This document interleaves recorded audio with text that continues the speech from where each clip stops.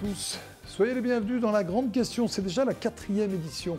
Alors notre thème du jour, sport, enjeu de santé physique, j'allais presque dire de santé publique aussi. Alors ça paraît un peu bateau, j'allais dire, on va enfoncer des portes ouvertes, me disais-je en préparant cette émission, parce qu'en fait, évidemment c'est un enjeu de santé physique, le sport, ça nous semble évident, mais il y a un petit chiffre qui nous interpelle tous, c'est 134. Qu'est-ce que c'est que ce chiffre 134? Eh bien c'est 134 millions d'euros. On a ainsi raboté le budget des sports en France après les Jeux Olympiques, alors qu'on parle d'héritage. On a raboté de 134. Alors on ne va pas faire de la démagogie, du populisme, mais c'est quand même un peu troublant. Donc ça vaut peut-être le coup de se poser vraiment la question de ces enjeux du sport, enjeux de santé physique, de santé publique, et d'essayer de comprendre pourquoi. C'est chaque fois l'associatif qui est obligé de prendre le relais, ce sont les bénévoles, etc. Et pourquoi l'État ne donne pas un signe fort, même s'il faut faire des économies un peu partout, on est d'accord, ne donne pas un signe fort en augmentant ce budget, surtout après avoir clamé que ces Jeux Olympiques de Paris, Olympiques et Paralympiques de Paris en 2024 devaient être vraiment le moment fondateur de la grande nation sportive que nous ne sommes pas tout à fait. Alors pour évoquer ce sujet, ce grand sujet, un casting XXL ce soir, avec 6 personnes autour de moi et une 7e qui sera tout à l'heure en visio. Alors avec moi le docteur Maxime Tréhoux du CHU de Caen. Vous êtes également président de l'association Sport en Tête dont on va parler évidemment.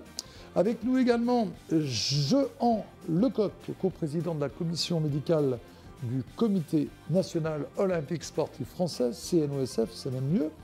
Nous avons Stéphanie Motton, docteur Stéphanie Motton, vous êtes présidente de l'association Rubiz. Et on parlera longuement de cette relation, justement, sport et maladie, sport et prévention, mais sport, évidemment, après ou pendant la maladie. Avec nous également le docteur Chapuis, habitué de cette émission, j'allais dire, médecin fédéral de la Fédération française de tir, je ne dis pas de bêtises, et puis une pratiquante quand même, une ancienne joueuse du Stade Toulousain en rugby, Léa Laroche, qui est avec nous et qui est bien placée, j'allais dire malheureusement, mais heureusement, parce que la vie est devant nous, pour évoquer la maladie et l'impact du sport dans une guérison et dans l'après. Et je termine avec Olivier Cuvillier, médecin généraliste, chef qui est membre du comité scientifique du groupe Vidal. On parlera tout à l'heure de l'implication de Vidal dans l'information par rapport au sport et à la maladie notamment. Alors baisse de 134 millions d'euros, je le disais, pour le budget du sport, alors que paradoxalement, le nombre de licenciés a explosé dans de nombreuses disciplines, à la fois disciplines olympiques et paralympiques. Mais avec cette baisse, ce sera sans doute compliqué pour les clubs, les associations, de suivre cet engouement. Jehan Lecoq, vous représentez le comité olympique. C'était quoi? C'était un coup dans l'estomac quand vous avez lu ce chiffre, quand vous avez appris cette baisse du budget? Vous l'aviez vu venir? Pas du tout, non, effectivement, c'était un coup de poing dans l'estomac, et ça a été effectivement assez mal vécu au CNOSF, absolument, après un tel engouement des Jeux Olympiques, mais aussi des Jeux Paralympiques et aussi du Club France, qui a eu un succès absolument phénoménal. Tout le monde parlait de la grande cause nationale, le sport, on parlait du sport santé, le président de la République, etc. Enfin, l'héritage des Jeux Olympiques, et fait effectivement tout laissait à penser qu'il y aurait les moyens. On rêvait même à l'époque qu'il y ait un ministère pour le handicap, et ils l'ont même oublié. Voilà. Alors, effectivement, énormément de fédérations ont eu un nombre extrêmement important de demandes de nouvelles licences. Plusieurs présidents de fédérations me l'ont évoqué, ça se comptait par dizaines de milliers, et ils n'ont pas pu les absorber par manque de moyens. Déjà qu'avant, il manquait déjà de moyens, point de vue équipement, manque d'éducateurs, de matériel, les piscines, etc. Enfin, tout cela. Eh bien, on espérait justement que cet argent allait permettre de rectifier un peu le tir. Surtout que dans le même temps, les entreprises, puisque les privés sont aussi des gros partenaires des associations, On le voit dans tous les championnats, quels qu'ils soient. Aujourd'hui, je ne vais rien vous apprendre en vous disant que les entreprises ont des difficultés et que cette manne est moins importante également. Donc ça baisse des deux côtés, dans le public et dans le privé. Voilà, et notamment les collectivités locales, puisqu'en fait, bien sûr, le ministère aura moins d'argent, mais les collectivités qui sont le moteur pour financer les gros équipements a beaucoup moins d'argent. Donc c'est un vrai problème. Bon, on n'a pas parlé, mais le parasport, il y a eu un engouement absolument extraordinaire. On fête ces jours-ci, je crois, le 20e anniversaire de la loi sur le handicap. Hein, donc tout ça pourrait faire penser à une flambée justement de cette activité, et puis ce n'est pas le cas. Et d'ailleurs, le CNOSF a écrit, il n'y a pas très longtemps, juste avant ou après la période de Noël, un communiqué s'alarmant justement de cette réduction des moyens. Et puis il y a eu les vœux du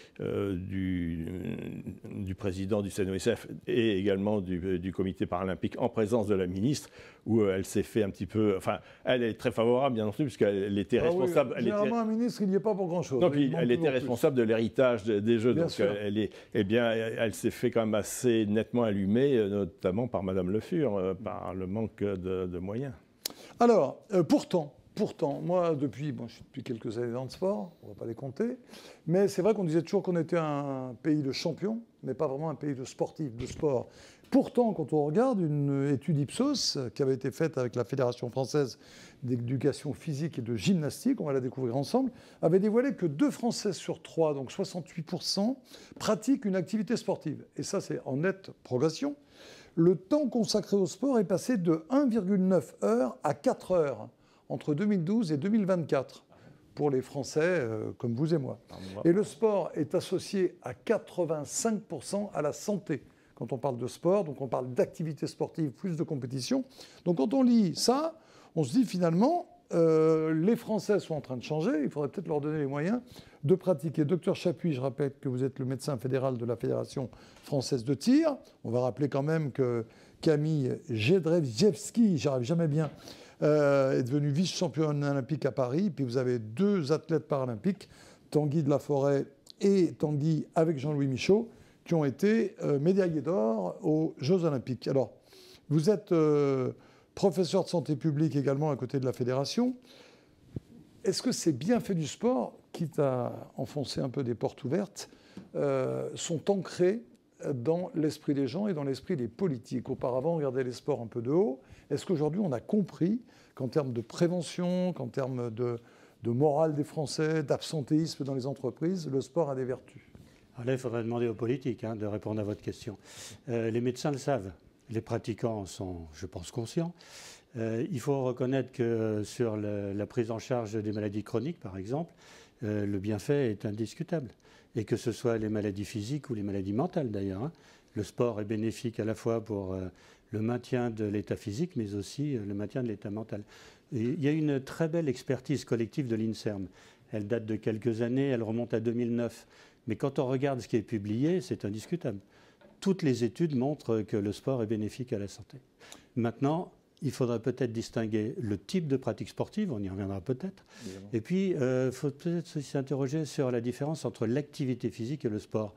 Mais pour avoir. En tout cas, interrogeons les politiques sur pourquoi seraient-ils éventuellement convaincus et ne mettraient-ils pas les moyens en regard. Il faudrait là aussi leur poser la question. Alors, docteur Tréhoux, vous êtes président de l'association Sport en Tête. Donc là, on rentre dans le concret. C'est un service sport et santé de l'EPSM de Caen, hôpital psychiatrique.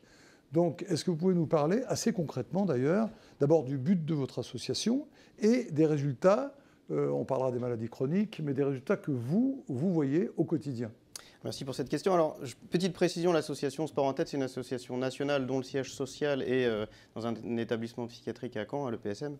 Mais c'est une association qui date des années 50 et qui visait à fédérer toutes les structures qui dispensaient de l'activité physique et du sport à dans le secteur sanitaire et médico-social à des patients. Ça existe depuis si longtemps, cette prise de conscience de bienfaits du sport. Exactement. Alors ça, c'était vraiment en pratique courante. On permettait de faire sortir les patients des services et surtout avoir un outil, un levier contre la stigmatisation. Alors ça c'est plus récent, parce que ça fait longtemps qu'on s'y attelle.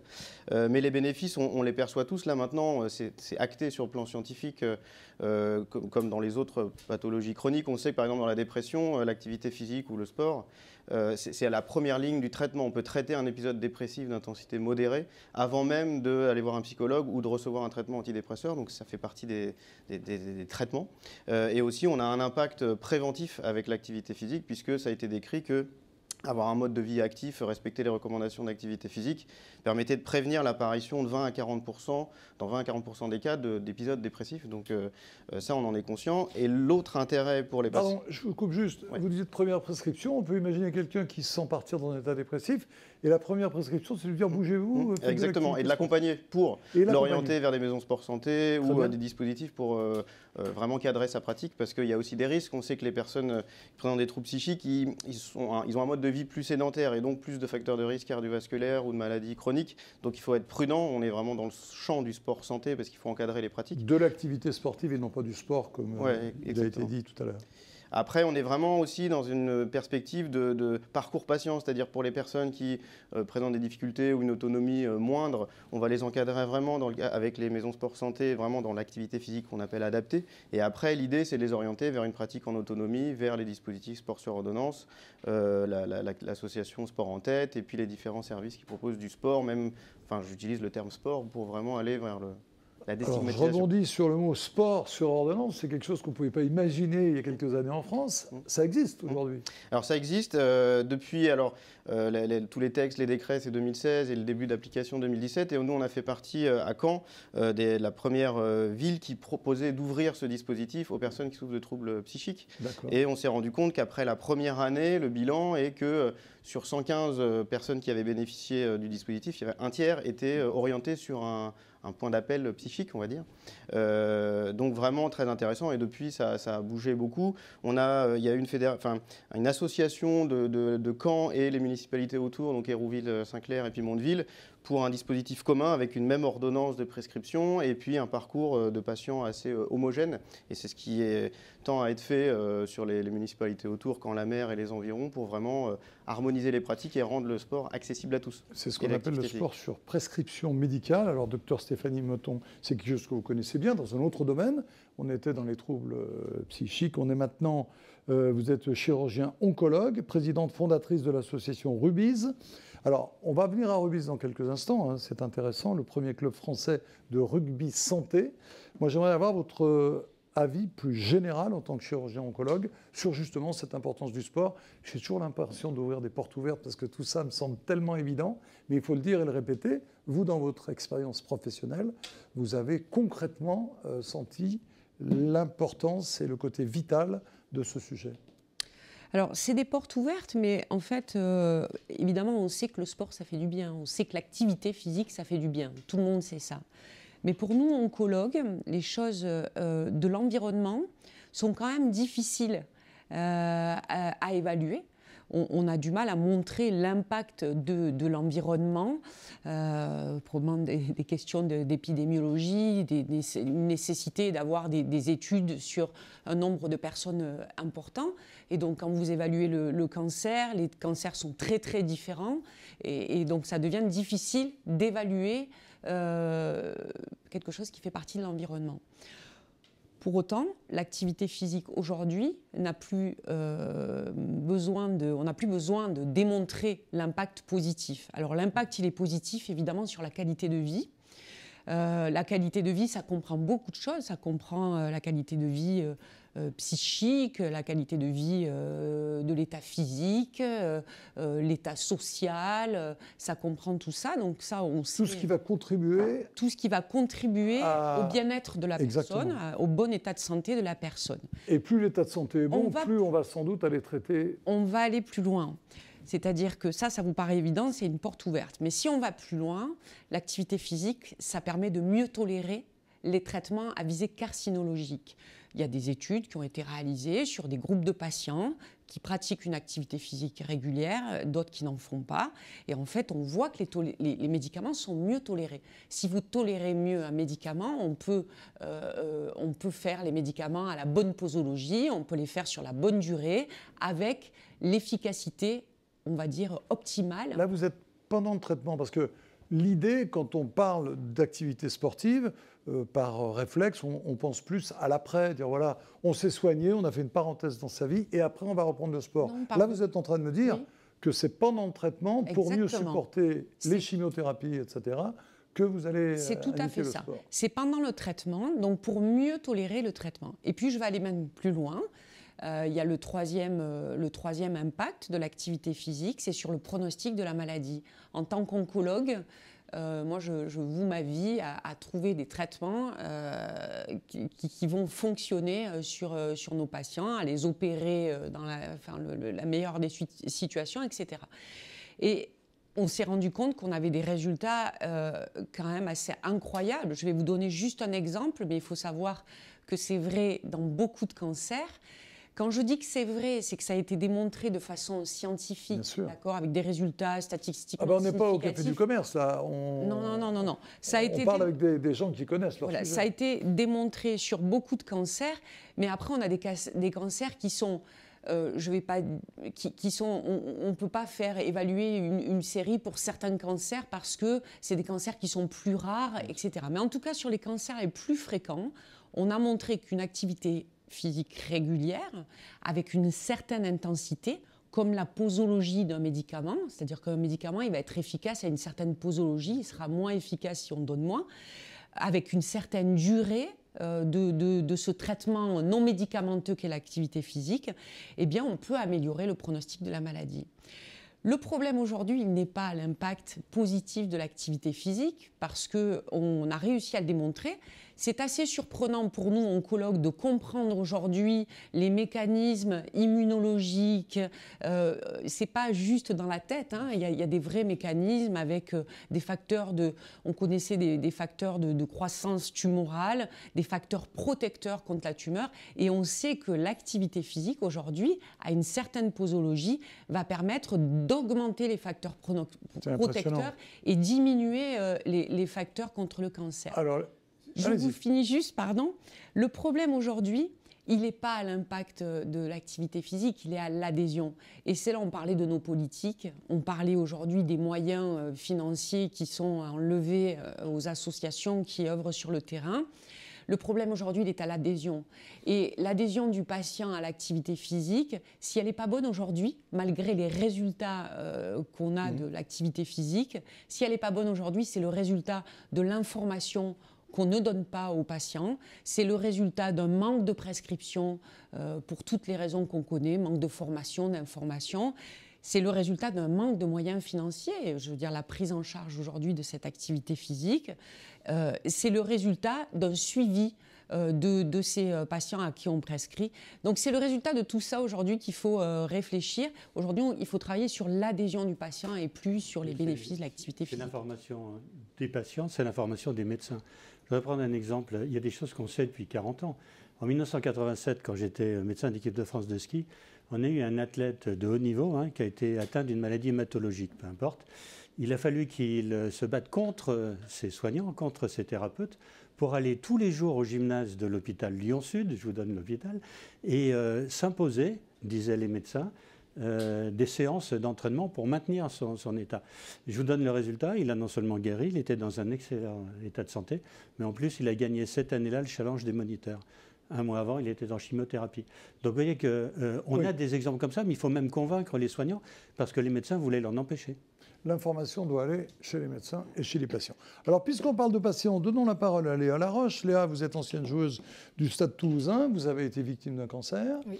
Et alors, dites-moi d'abord comment Alors, le sport était déjà évidemment dans votre vie, mais comment cette approche, peut-être les téléspectateurs ont-ils déjà été surpris pendant que Stéphanie Moton nous parlait, on voyait des images de rugby, et c'est vrai que ce n'est pas le premier sport auquel on pense quand on a affaire à des gens qui sont malades, qui sont en thérapie. Alors, Léa, vous étiez déjà évidemment sensibilisée au sport rugby, mais racontez-moi comment cette association est venue à vous, comment, dans votre parcours de malade, vous avez été amené à vous dire finalement, bon, vous le saviez, le sport peut me faire du bien.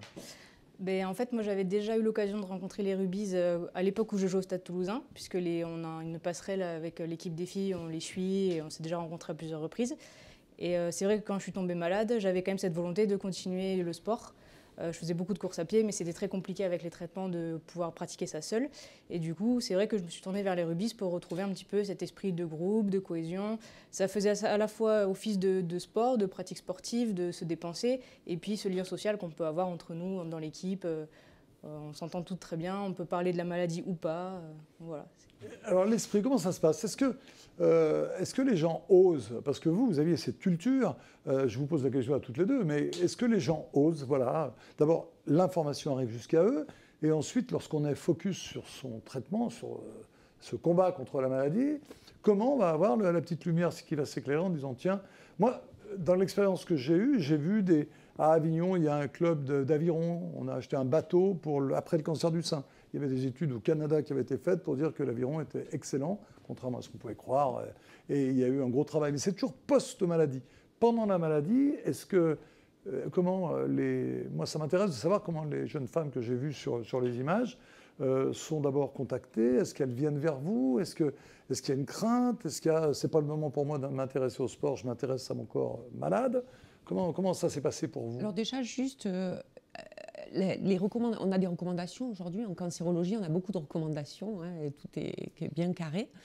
Aujourd'hui, on a des recommandations de l'Institut national du cancer qui disent qu'on doit informer le patient dès le début du parcours de soins, c'est-à-dire au moment de la consultation d'annonce. En plus, on sait qu'il y a un moment où le patient il est prêt à changer énormément de comportements. S'il y a des comportements à risque, hein, l'arrêt du tabac, une meilleure alimentation, démarrer une activité physique.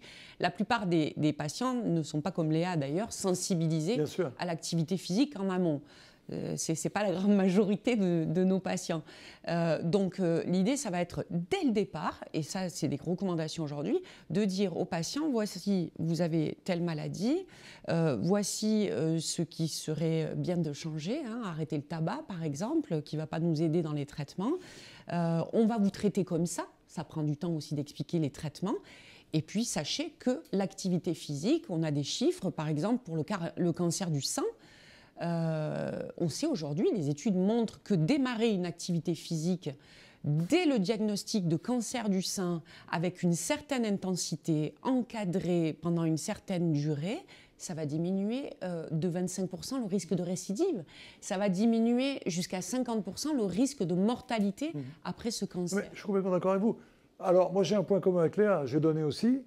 Jamais, moi, on m'a parlé de... Tout de suite, alors la diététique, là, on m'a tout proposé. C'était formidable d'ailleurs dans un centre d'oncologie très très réputé à Avignon. Pas le sport. On m'a tout proposé, mais jamais le sport. Et les gens avec qui j'ai pu discuter là-bas, jamais. En revanche, sur le poste, après, en revanche, on est un peu plus sensibilisé. Il y a des associations dont je suis parrain d'ailleurs, qui s'occupent de ce genre de choses. Mais tout ce que vous avez dit, moi je l'ai retrouvé dans... alors on vous propose mais absolument tout. Il y a vraiment un catalogue, hein, de l'acupuncture en passant par la diététique, par le psy, par tout. Mais jamais j'ai entendu le mot sport ou activité sportive. Ça change en fait. Après, on est en pleine structuration. Et c'est pas vieux, pardon, c'est récent. Oui, on est en pleine structuration, ça change et c'est assez hétérogène sur le territoire. En effet, il y a des centres dans lesquels il y a beaucoup de gens sensibilisés. Il y en a d'autres où c'est plus difficile. Moi, alors que je suis très engagée, enfin, vous l'entendez aujourd'hui, quand je discute avec mes collègues, voilà, à chaque fois, je me rends compte à quel point il faut en parler et en reparler. Et je m'impose maintenant de faire au moins une fois par an. On a des réunions internes avec tous les médecins.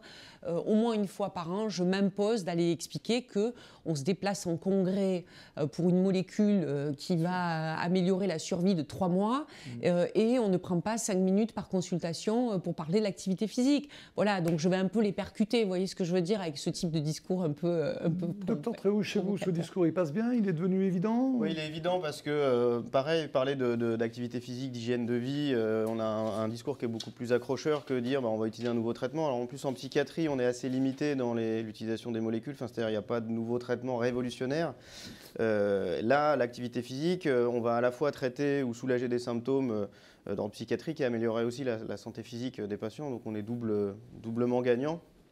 Et ça, les patients, on les motive. Alors, ce qui est compliqué, c'est avant de prescrire, avant de parler d'activité physique, il y a un gros travail motivationnel, et ça, c'est un travail en amont qui est vraiment dispensé par l'équipe soignante, parce qu'on a beau dire le sport, l'activité physique, c'est bénéfique sur plein de dimensions cliniques. Pour autant, la motivation, ça fait même partie d'un symptôme. Quand on est déprimé, il y a un manque de motivation. Quand on souffre de schizophrénie, ça fait partie des dimensions des symptômes. Donc ça, il faut déjà faire un travail en amont. Parce que le risque, c'est, moi je l'ai fait moi-même la propre expérience, que j'ai beau prescrire, les patients, ils ressortent de ma consultation avec 2 ordonnances à chaque fois, une de sport, une de traitement. J'ai beau le donner l'ordonnance, le fait qu'ils aboutissent à une prise en charge en activité physique, dans les dispositifs maison sport santé, etc., c'est pas la majeure partie des patients. Donc il faut vraiment un travail en amont de motivation.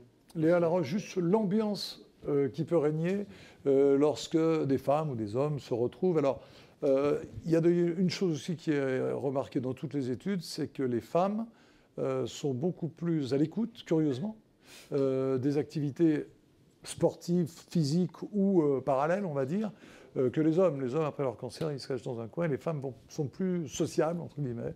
En tout cas, c'est les chiffres qui le montrent. On a envie de se retrouver ensuite, même quand c'est fini. Comment ça se passe? Il naît des amitiés, un groupe? Comment ça se passe? Oui, bien sûr, il naît des amitiés, il naît un groupe. Et puis, je pense que même si la maladie s'arrête à un moment donné, ça ne s'arrête jamais vraiment. On est toutes passées par le même endroit et c'est ça qui nous lie, quoi. Et puis, les rugby's, c'est une famille au final. Donc, alors vous, sportifs de haut niveau, vous êtes retrouvés avec des gens qui, pour la plupart, peut-être n'avaient jamais pratiqué. Comment s'est passé ce mariage? Vous considérez comme la guide, la prof, comment ça se passait? Non, pas du tout. Je suis arrivée avec beaucoup d'humilité. Ça faisait quelques années que j'avais plus joué. Et puis, c'est différent du rugby à 15. Et non, il y a beaucoup de bienveillance, même des femmes qui arrivent ou des hommes qui arrivent qui n'ont jamais touché un ballon de rugby, qui ne connaissent rien aux règles. On prend le temps de leur expliquer. Et puis, l'idée, c'est surtout de partager un moment et puis de se dépenser et de partager ensemble. Juste en 2 mots, ça paraît paradoxal, cette activité-là, parce que c'est une activité quand même. Alors évidemment, je ne pense pas qu'on se met des gros tampons comme on a pu en voir avec l'équipe de France de rugby. Mais le rugby, c'est un choix particulier quand même. Hein, c'est un choix particulier, oui, mais non, en fait, je vais pas... je vais provoquer un peu. Si, pour moi, c'est un des sports les plus adaptables, en fait. Alors pourquoi ? Il est collectif, mais après tout, il faut pouvoir proposer un tas de choses parce qu'il y a des gens qui n'ont surtout pas envie de se retrouver avec d'autres patients. Rien que l'idée de savoir qu'il y a d'autres patients qui ont eu un cancer, ça ne les intéresse pas. Mais l'idée du collectif, quand même, c'est assez intéressant, même si on ne parle pas de la maladie sur le terrain. Le rugby, ce qui est très intéressant, c'est la passe en arrière. Moi, c'est ce qui m'a frappée. Cette passe en arrière, elle permet à des personnes qui ne sont pas en mesure de courir. Je l'ai essayé en marchant, en fait, la première fois à Marcoussis. Je l'ai essayé en marchant, on l'a essayé en marchant. Vous êtes toujours en situation de jeu. Finalement, c'est celui qui est porteur du ballon, responsable de ce ballon, comme dans le rugby, à 15, qui va devoir s'assurer de ses coéquipiers, de son équipe. Est-ce qu'elle avance aussi vite que moi? Est-ce qu'il avance aussi vite que moi? Ou est-ce qu'il faut que je ralentisse? Le but, en fait, comme au rugby à 15, c'est d'amener le ballon derrière la ligne, tous ensemble. Voilà. Et c'est ce qui est intéressant dans le rugby. Après, il y a la coordination du haut et du bas. On joue avec les mains, on joue avec les pieds. Donc ça, c'est hyper intéressant aussi. Et puis après, je vais vous dire autre chose, mais ça, je l'ai remarqué avec le temps. Ça ne m'est pas apparu tout de suite. Quand on joue au rugby, même si c'est un rugby sans plaquage, sans mêlée, quand on joue au rugby, on est un peu un combattant. Et on a forcément... au moins pendant l'heure où on joue, on surpasse forcément cet état de maladie où on subit les traitements, où on subit les annonces. Là, voilà, on est dans l'engagement, le port du ballon, l'équipe. Si vous avez joué à Marcoussis avec Antoine Dupont en amont et Ntamak en aval, c'est un peu plus facile quand même. Parlons du Vidal. Avec Olivier Cuvillier, médecin généraliste, membre du comité scientifique du groupe Vidal. Le mot Vidal m'est venu parce que c'est une sorte, j'allais dire, de préconisation. Si on va dans le Vidal, qui donc a traité, maintenant on connaît le Vidal autrement, pour des plus scientifiques, même si ça l'est aussi. Par exemple, est-ce que le Vidal préconise le rugby? Quand? Comment? On peut peut-être voir des extraits d'ailleurs de vos publications. Parlez-moi d'abord de l'esprit. Pourquoi le Vidal? Pourquoi avoir inséré, et je trouve ça formidable, moi, le sport et l'activité physique dans le fameux Vidal ou dans un petit frère du Vidal. Oui, alors ce que fait Vidal, évidemment, c'est présenter les médicaments. Et en fait, le sport santé, l'activité physique adaptée est un médicament à part entière. Donc avec des bénéfices attendus, mais des risques également. Donc il a toute sa place, en fait, dans l'outil habituel de prescription des médecins. Il me semble qu'en fait, faut rappeler, ce que Vidal fait, c'est de publier le Médico-Sport Santé, qui à l'origine est une action de la commission médicale du Comité national olympique, avec d'abord une version papier, donc c'était vers 2015, et ensuite, pour favoriser sa diffusion, ils se sont dit, c'est tout à fait logique que, comme on veut que les médecins prescrivent, il faut que ce soit à l'endroit habituel où ils regardent. Et donc, Vidal a digitalisé ce Médico-Sport. On voit d'ailleurs le résultat de cette digitalisation. Vidal a digitalisé ce Médico-Sport. Alors, ce n'est pas très lisible sur l'écran, mais c'est plus lisible si vous y allez. C'est ça. Donc, les fiches sont en fait rédigées par les fédérations. L'accès se fait soit par pathologie, donc on regarde la maladie, soit par sport. Alors, je me suis amusé, j'ai regardé un peu la façon dont les gens accédaient à l'outil. Donc les profils médecins, eux, regardent d'abord les pages sur les bénéfices, alors que le grand public, lui, va regarder d'abord les pages sur le risque et les contre-indications. Donc les patients ou les personnes ont une approche qui est une analyse sur le risque, alors que les médecins ont plutôt une analyse sur le bénéfice. Alors, c'est peut-être plus facile d'aller directement dans vos associations pour parler, mais c'est vrai, vous connaissiez ce système, Léa ? Non, pas du tout. Vous voyez, il faut faire de l'information parce que c'est vrai qu'on peut chez soi tranquillement aller se dire tiens, est-ce que ce sport est... moi, j'aurais pas été convaincu par le rugby, j'aurais préféré l'explication que j'ai entendue il y a quelques instants par Stéphanie Moton quand même. Ça s'appelait le Vidal du sport au tout début. Oui. Et puis, pour des raisons sûrement administratives ou autres, ça n'a pas été possible. Et le terme de médico-sport santé a été choisi, bien que ça soit plus lourd et moins... Mais c'est vrai que Vidal du sport, ça sonnait bien au début. Allez-y. J'ai regardé le top 5 des fiches les plus consultées. Ouais. Donc en premier, c'est l'athlétisme et la randonnée. En deuxième, c'est le ski et les raquettes. En troisième, c'est encore des raquettes, mais au tennis. Ensuite, c'est la boxe. Et après, c'est l'équitation. Voilà. Le rugby, c'est où? Et la marche, c'est quand même le plus évident, non? Ça m'intéresse. Oui, alors, c'est en fait la première ligne, c'est la marche nordique avec l'athlétisme, en fait, c'est groupé dedans. Ouais. Des activités douces, finalement. Non, mais vous faites bien prendre la parole, docteur Chapuis, parce que moi, je n'ai pas vu la Fédération française de tir dans le Vidal. C'est un sport non énergétique. Et je pense que c'est un manque, parce qu'un sport non énergétique ne veut pas dire mobilisation des ressources mentales. Et quand on est soit à se préparer, soit à lutter contre la maladie, soit à préparer l'avenir, eh bien c'est son cerveau qu'on mobilise. Et la concentration, c'est important. Et d'ailleurs, vous citiez tout à l'heure Tanguy de la Forêt et Jean-Louis Michaud, qui sont nos médaillés paralympiques, et puis Camille, je vous laisserai prononcer son patronyme, qui est notre vice-championne olympique. Ce sont des sports mentaux, mais vous savez que Camille, elle vient du pentathlon, 5 sports, 4 énergétiques et un mental. Donc, vous voyez, tout est possible. Donc, oui, il faut se préparer. Tout à l'heure, vous disiez, on ne vous a jamais proposé le sport dans une certaine situation. En fait, il faut savoir qu'il ne faut pas faire rêver sans pouvoir apporter les éléments. Et je me mets à la place d'un de mes confrères médecins. S'il a un patient et qui lui dit « ce serait bien que vous alliez faire du sport », où va-t-il l'envoyer? Eh bien, pendant longtemps, on n'a pas su. Pendant longtemps, les clubs de sport étaient plutôt compétitifs que santé, plutôt compétitifs que loisirs. Voyez. Maintenant, ça vient. Il y a des plateformes. Et ce qu'il faut, c'est mettre en commun et en lien le demandeur et celui qui peut accueillir. Vous parlez de l'aviron, il y a maintenant énormément de sections sport-santé dans des clubs d'aviron. Mais ce n'était pas le cas au début. Oui. Maintenant, c'est le cas. Donc oui, il faut s'appuyer là-dessus. Le rugby est un exemple, mais il y en a d'autres. Vous disiez le tir. On peut être dans un état de dépendance physique très avancé. Prenons l'exemple de nos athlètes paralympiques. Ils n'ont pas la force de tenir leur arme. Elle est posée sur un support. Quelqu'un vient poser la munition et armer. Vous voyez à quel point ils sont dépendants. Et pourtant, ils sont champions olympiques. Donc c'est pour dire que c'est accessible à tout le monde. Il faut d'ailleurs voir dans le médico-sport santé ce que les fédérations proposent comme aménagement, adaptation de leur sport.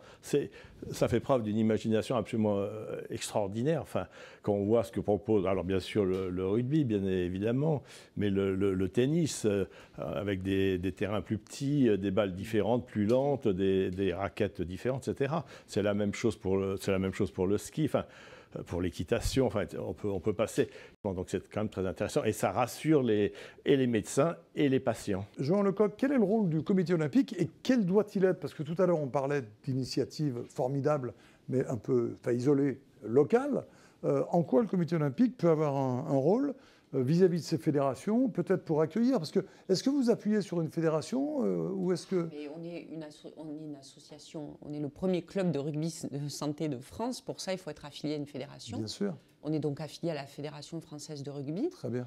Et aujourd'hui, les rugby, c'est pas juste à Toulouse. C'est une vingtaine de clubs en France de rugby traditionnels, hein, j'ai envie de dire 15, 7, etc., qui se sont engagés. Je vais parler qui sont engagés pour avoir une section rugby, hein, où on a une spécificité cancer, mais il y a énormément de clubs aujourd'hui de rugby en France. C'est valorisé par la Fédération française de rugby aujourd'hui. Hein, on valorise par des points un club qui va s'engager dans le côté social, dans le côté environnement, sociétal, et pas que dans la compétition. Parce que tout à l'heure, vous disiez, Stéphanie Moton disait que dans les congrès, plutôt que de parler, enfin plutôt, pas plutôt, mais en même temps, on peut aussi, en même temps, parler d'une molécule, on peut aussi informer.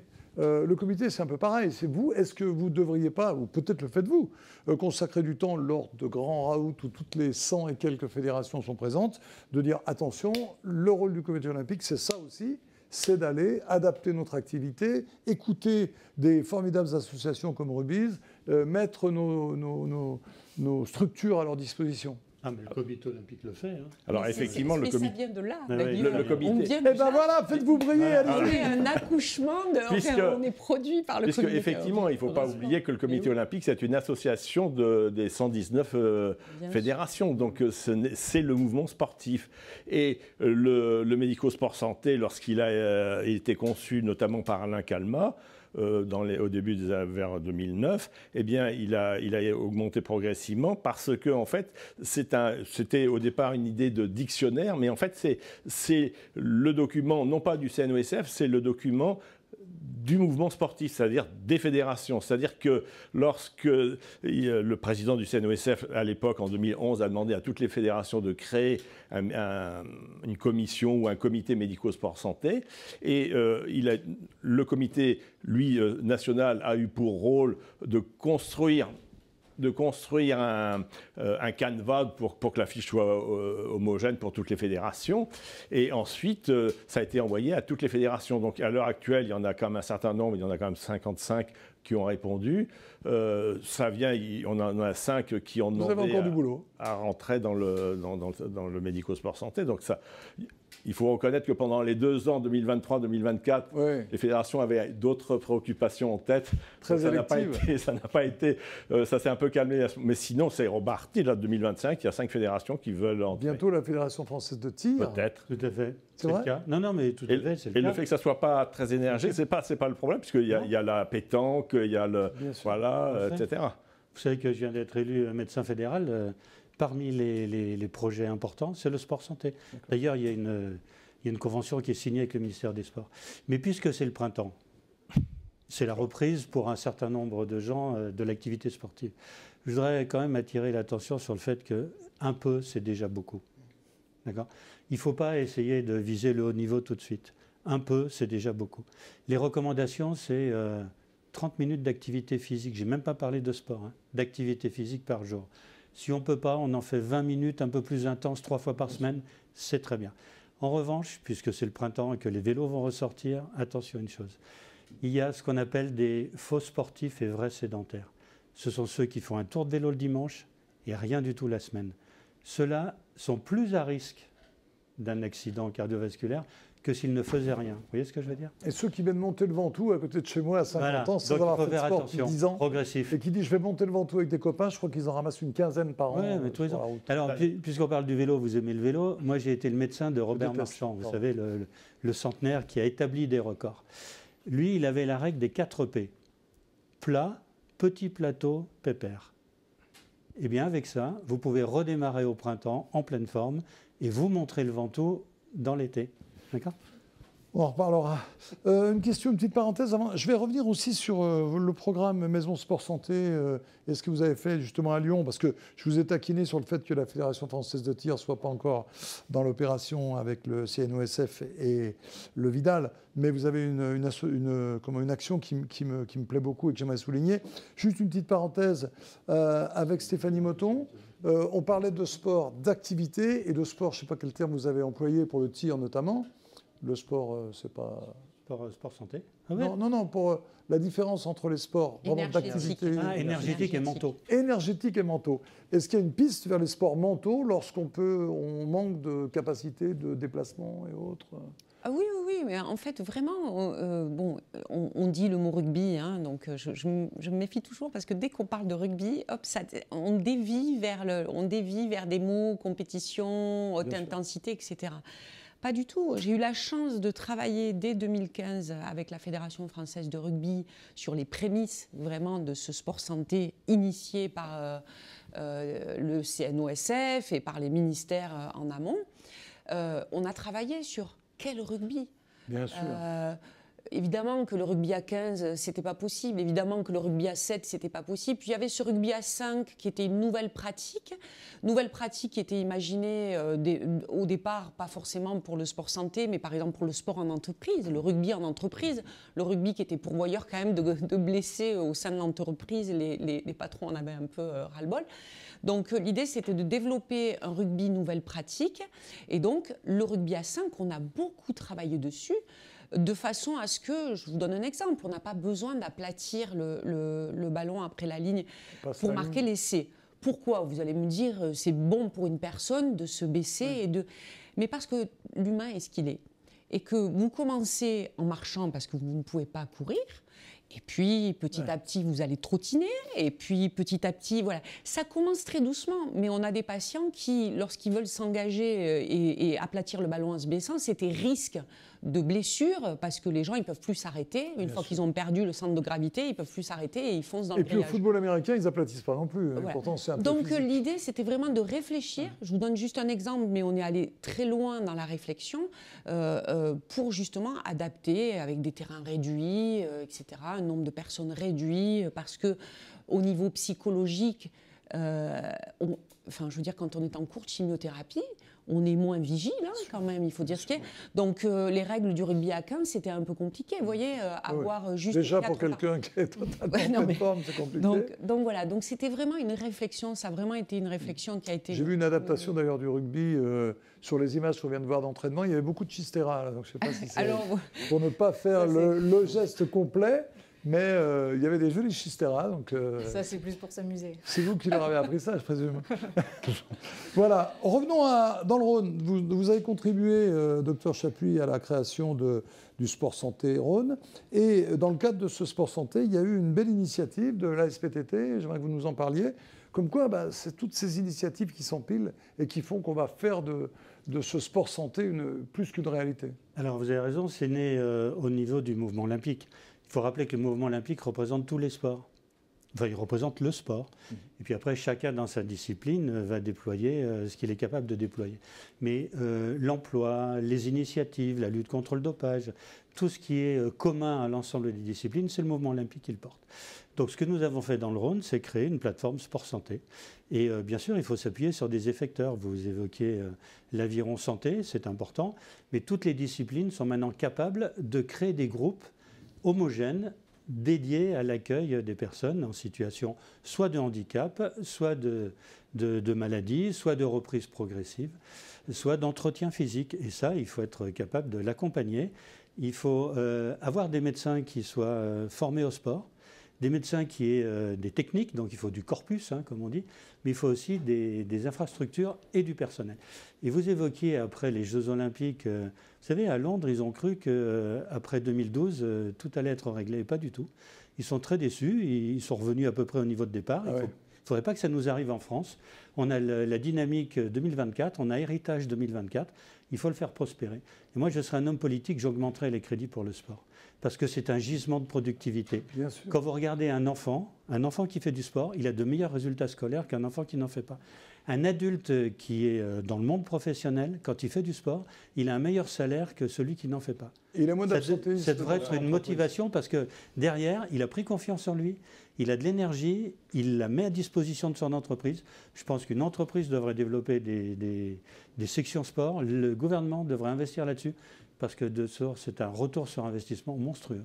Le Cosmos, qui est l'association patronale des métiers du sport, a montré par une étude qui est sortie là, il y a quelques semaines, en janvier, qu'un 1 euro investi permet d'économiser 13 euros, entre 13 et 17 euros, grâce justement à la santé, mais aussi sur le plan social, dans certains quartiers, sur les plans professionnels, etc. Donc de 1 à 13. Et ça, on a beau l'expliquer effectivement aux politiques, que ce serait un On a eu l'occasion énorme, sur Sport en France de faire une émission sur justement le sport dans l'entreprise.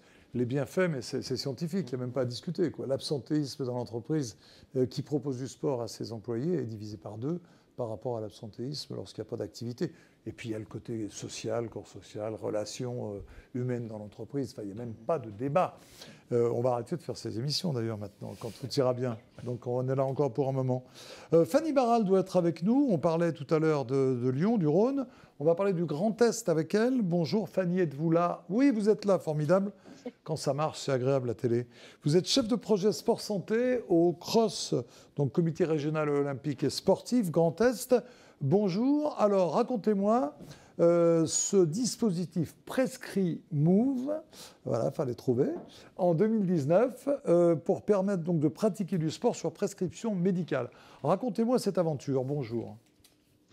Bonjour, merci pour l'invitation. Donc effectivement, donc le CROSS qui est aujourd'hui vraiment présent dans les instances décisionnelles dans la promotion du mouvement sportif, comme vous avez pu le dire juste avant, et notamment dans l'activité physique à des fins de santé.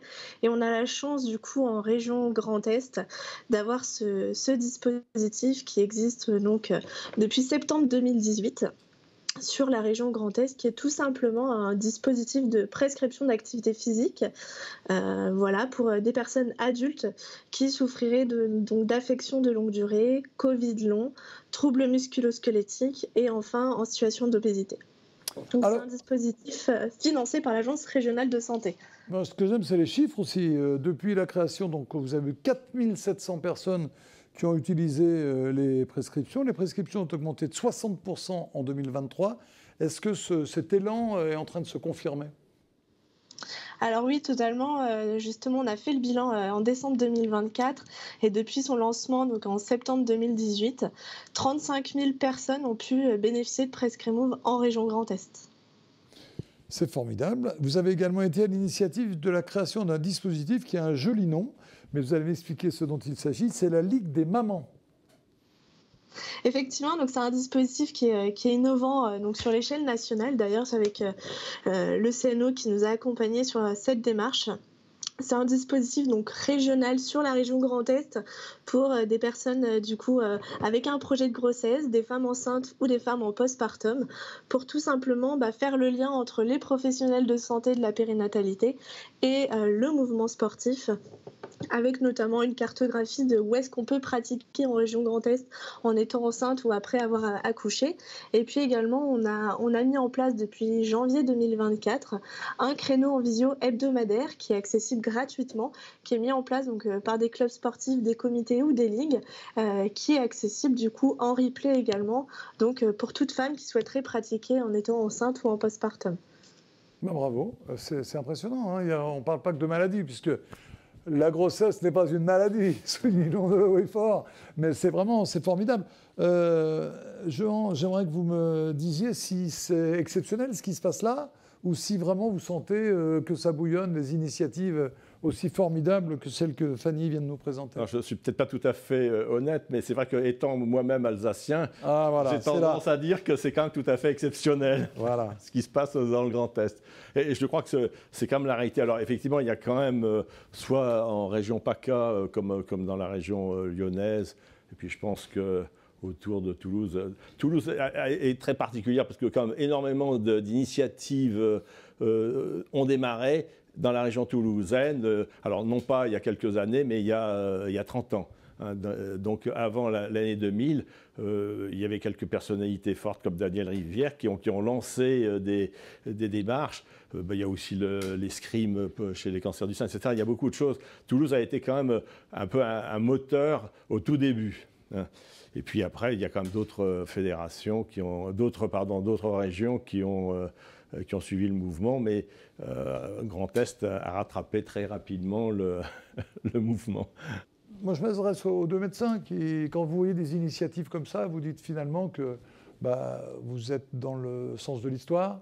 Et j'aimerais que vous me parliez aussi de vos relations. Vous l'avez fait un peu avec la Fédération française de rugby, le Comité olympique, mais on n'en a pas parlé ensemble, docteur Trévoux, de l'écoute des institutionnels, des institutions. Est-ce que vous avez eu cette écoute? Est-ce que vous êtes en relation avec le comité départemental? Comment ça se passe? Effectivement, c'est important dans le travail de partenariat. On a tous des idées, des projets, mais après, pour les mettre en action et avoir aussi des financements, il faut qu'on ait des soutiens des instances, des autorités.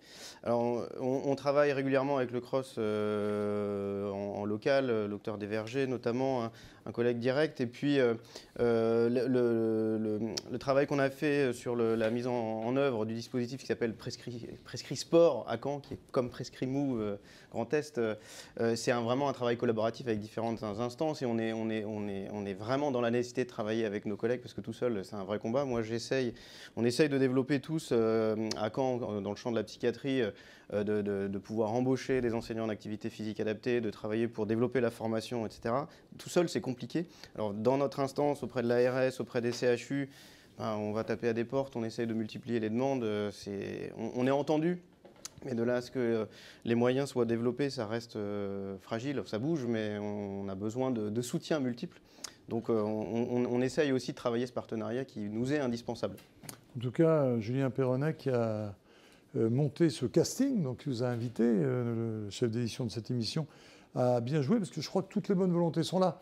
Et c'est vrai que souvent, on a l'image de l'institution qui va être plus dure à bouger, des initiatives comme les vôtres, avec des gens qui s'épuisent parfois, parce qu'il faut en bouger des choses pour arriver à monter ça. Moi, je voudrais rajouter quelque chose, justement. En tant que médecin, justement, on a d'autres possibilités, c'est la recherche clinique. Et en ayant cette double casquette, on va dire, de médecin et de présidente de club, de sport, d'activité physique, l'idée m'est venue en fait de dire mais où est le problème en fait, la problématique dans tout projet de recherche clinique en fait il y a une problématique et la problématique pour moi aujourd'hui elle est vraiment à l'adhésion. Alors, l'adhésion du patient, parce que si le patient, en fait, il arrive devant un médecin, même un médecin qui n'était pas voué au départ à la prescription, ou il lui dit « mais je veux faire l'activité physique parce que j'ai un cancer et que j'ai entendu dire dans telle émission que c'était bien », ça va quand même... la plupart des médecins vont quand même aller chercher à comprendre, même s'ils ne sont pas sensibilisés au truc. Donc... je me suis dit qu'un projet de recherche clinique, ça pouvait nous permettre, en fait, non seulement de sensibiliser d'autres médecins, que ça pouvait nous permettre d'aller chercher un financement pour mettre les choses en place dans plusieurs structures de soins. Et du coup, comme ça, on a monté un essai de recherche clinique qui évalue l'adhésion des patients dans la pratique de l'activité physique. Comment ça se fait ça? Dès lors qu'on va lui proposer, dès le début du parcours de soins, d'intégrer l'activité physique comme un traitement à part entière. Alors, quand je dis comme un traitement, on va me dire mais c'est déjà le cas. Non, c'est pas déjà le cas parce qu'aujourd'hui, un pratiquant, un patient, vous lui dites qu'il faut faire de l'activité physique, même si vous lui prescrivez et même si vous lui dites qu'il faut aller à tel endroit, on en perd beaucoup. On en perd beaucoup parce que, par exemple, un patient qui a un cancer, il a forcément une perte de revenus dans l'année qui suit le diagnostic de sa maladie. Il a une perte de revenus, il faut se réorganiser, il y a pas mal de papiers à faire, de choses à faire. Et donc, le fait, par exemple, de lui mettre à disposition, en France, on finance le transport des patients pour aller faire une radiothérapie. Lui financer son transport pour aller faire une activité physique, c'est miser sur j'engage 1 euro. C'est pas dans le sens de l'histoire. Hein, oui, mais en ayant un financement par la recherche clinique, bien sûr. En expliquant que c'est une problématique, en la justifiant, et en disant qu'on fait l'hypothèse que pendant 12 semaines, le fait de prendre en charge ce transport, comme on prend en charge en fait le transport de la chimiothérapie ou de la radiothérapie, on fait en sorte que le patient il prend conscience en fait des bénéfices de l'activité physique. Ça lui donne, voilà, ça lui donne d'emblée l'envie de continuer. Et donc on fait le pari qu'on va avoir une meilleure adhésion à plus long terme. Vous êtes convaincante.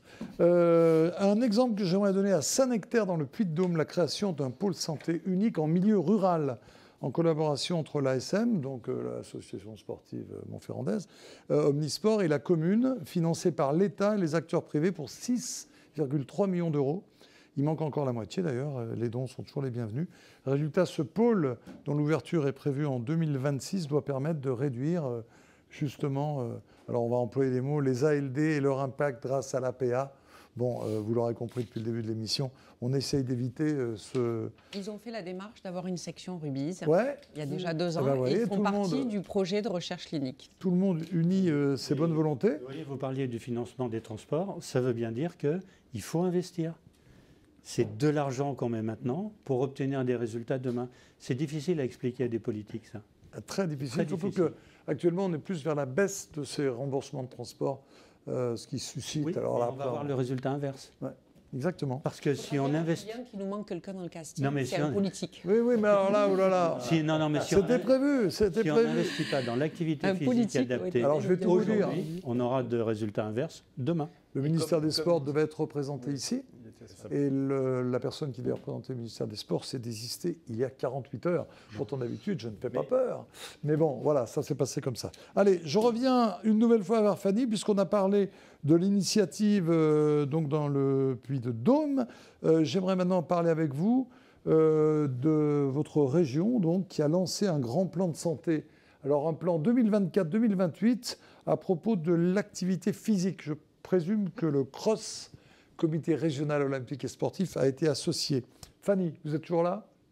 Oui, je suis toujours là. Alors, racontez-moi ce plan 2024-2028. Alors effectivement, donc c'est la 2e édition du plan régional activité physique à des fins de santé qui a été signé donc en mars dernier au sein d'une maison sport santé donc en Moselle à Talange, dont le CROSS donc a été co-signataire avec différentes institutions telles que l'Agence régionale de santé, la DRAGES, le régime local, l'assurance maladie, la DRETS et la conférence régionale du sport. Et tout simplement, il permet de faire un diagnostic sur la région Grand Est, sur les priorités en activité physique, afin de créer un environnement favorable à la pratique sportive donc, et de santé pour tous les habitants du Grand Est, quel que soit leur âge et leurs conditions physiques. Eh bien, bravo, c'est le mot de la fin, ou presque. Merci pour tout ça. Moi, j'aimerais vous remercier, vous, d'être venu, contrairement à d'autres, et puis de vous dire que moi, ça me rend assez optimiste de voir... toutes ces bonnes volontés et surtout toutes ces énergies, parce que je pense que vous avez une activité importante. Je me tourne vers vous, parce que oui, il faut quand même avoir une certaine volonté pour arriver à bousculer tout ça lorsqu'on est quand même occupé par un service d'oncologie. Voilà. On ne le ferait pas non plus sans l'aide des enseignants, enfin des éducateurs en activité physique adaptée. On n'a pas dit de petits mots pour eux aujourd'hui, mais ceux qui adaptent cette activité physique, ce sont eux. Il y a une formation, il y a des formations pour ça. Et donc voilà, moi je remercie tous les jours ces gens qui s'engagent.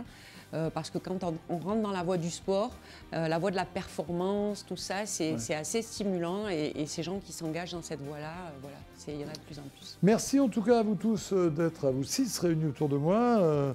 Léa Laroche, ancienne joueuse du Stade Toulousain, je le rappelle, bon vent. Hein. Vous saluez les copines et les copains du rugby pour nous. Ça marche. Et puis moi je vous retrouve prochainement pour une nouvelle émission. On traitera une nouvelle grande question, mais celle-ci est assez passionnante et surtout assez existentielle dans notre société d'aujourd'hui. Merci encore à vous tous.